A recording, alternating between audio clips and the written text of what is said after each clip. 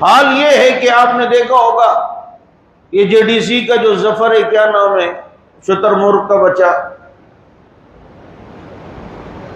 جو 1.5 لاکھ روپے کی شتر مرغ لوگوں کو کھلا رہا ہے.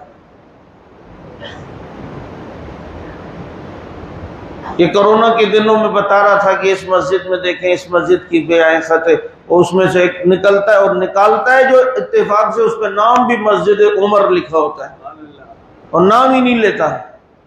یہ دیکھتا ہے کہ یہ شاہ فیصل مسجد ہے، شاہ فیصل کی کالونی کی مسجد ہے. اور پرسوں ایک پروگرام میں یہ تمہارے میڈیا کا ایک پلہ جس کو وسیم بدامی کہتے ہیں،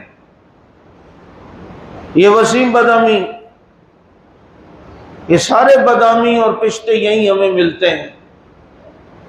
یہ کل اس دن پروگرام میں یہ مسجد عائشہ آپ کو پتہ ہے جہاں سے احرام باندھ کر لوگ عمرے پہ جاتے ہیں، کوئی مقابلہ، کوئی کلپ آیا ہوا تھا، کوئی مقابلہ تھا، اس میں اسکرین پر مسجد عائشہ کی تصویر آتی ہے تو یہ پوچھتا ہے سامنے والوں سے یہ مسجد کون سی مسجد ہے؟ کسی نے کہا یہ مسجد قبلتین ہے، پھر کر نہیں. اب جناب یہ نہیں بتا رہا کہ یہ کون، جواب اب دینا ہے نا اسے. یہ میں شیعت کی ذہنیت بتا رہا ہوں، تمہیں دل میں اتنا بغض ہے، اب منہ سے اتنا نہیں بول رہا کہ یہ مسجد عائشہ ہے. وہاں سے گیا، 2 مولوی بیٹھے تھے ان کے پاس، یہ بتائیں گے کہ یہ کون سی مسجد ہے؟ اور جناب چلے آپ بتا دیں یہ کون سی. انہوں نے کہا جی یہ مسجد عائشہ ہے. ہاں جی یہ وہی والی مسجد ہے.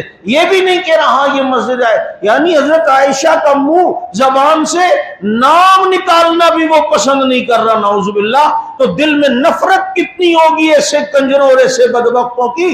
آج ہم ان کے متعلق نرم گوشہ رکھیں.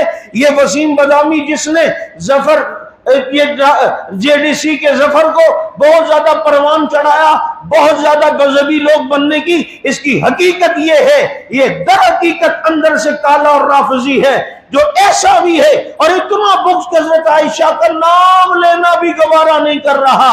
اور یہ بھی نہیں کہ بتا رہا کہ مسجد عائشہ.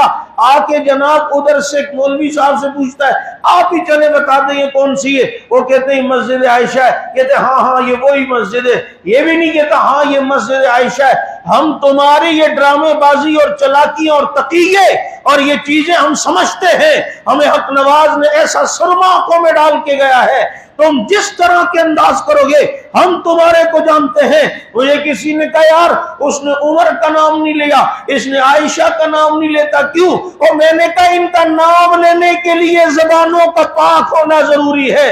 اللہ ایسی گندی زبانوں پر صحابہ کا نام لانے ہی نہیں دیتا ہے.